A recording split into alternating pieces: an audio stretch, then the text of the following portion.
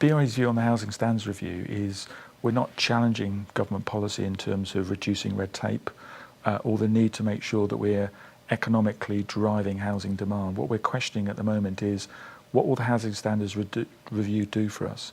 And I think there's three concerns that we're really worried about. Is we believe at the moment the way the Housing Standards Review is formed, it's going to actually not give us those goals in terms of increased growth. We think there's going to create uncertainty in the planning system.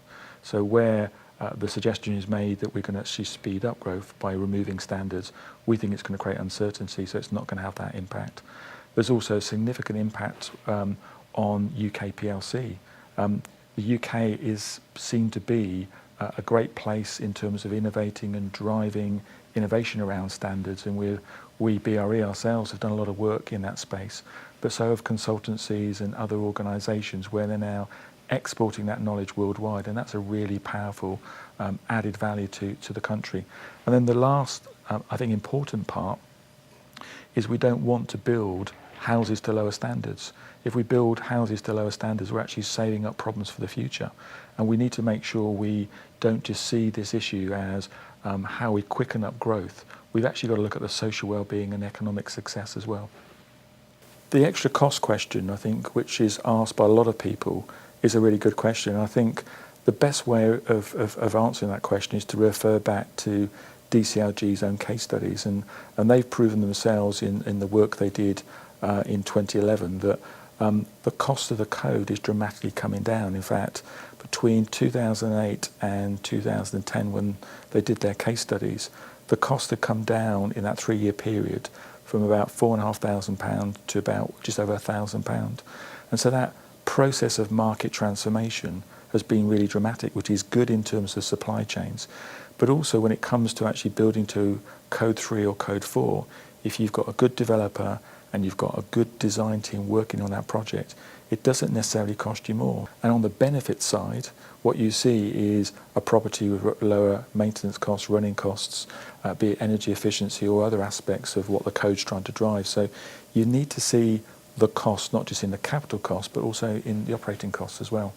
The code is an interesting animal, I suppose, because a lot of people refer to it as a standard, but actually the code itself is a collection of standards, and because it's a collection of standards, what it does, it allows great flexibility.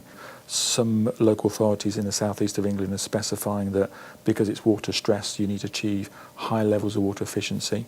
It allows developers and architects to achieve a set standard, to actually achieve it in a multiple number of ways. That flexibility means you're not providing a rigid solution, you allow one that can be adapted and actually be achieved in different ways. That phrase, winding down the code, I think was the phrase which was in the Housing Standards Review process. And I think that's created in its own right a high level of uncertainty outside in terms of developers, local authorities. And I think that's a negative space, because what we need to ensure is that DCLG really do consult on where they're trying to take this debate. There are organisations that rely on the code in terms of their success of their business, and so recently when I've been speaking to some of those organisations, they've been expressing concerns that actually might mean they're going to have to make people redundant. They might even get out of business themselves. Driving knowledge and standards externally in terms of international markets, we will lose that. And although the conversation's going on that we're putting them into building regs, well, that's what DCLG is suggesting. You need to allow people to innovate. You need to allow people to go beyond those standards which are put in regulation. And I think by taking the code away, we're creating this uncertainty.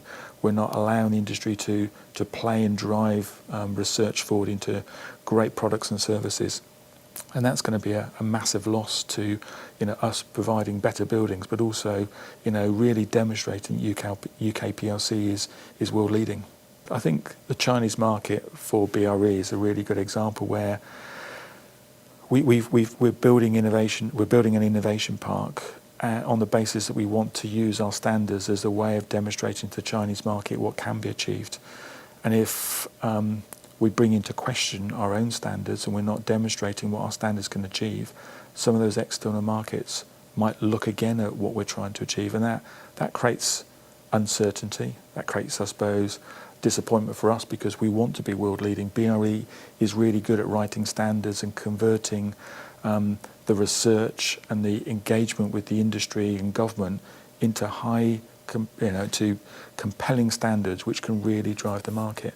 And if we're not careful and we don't see the impacts of what's being suggested here, we could lose those opportunities.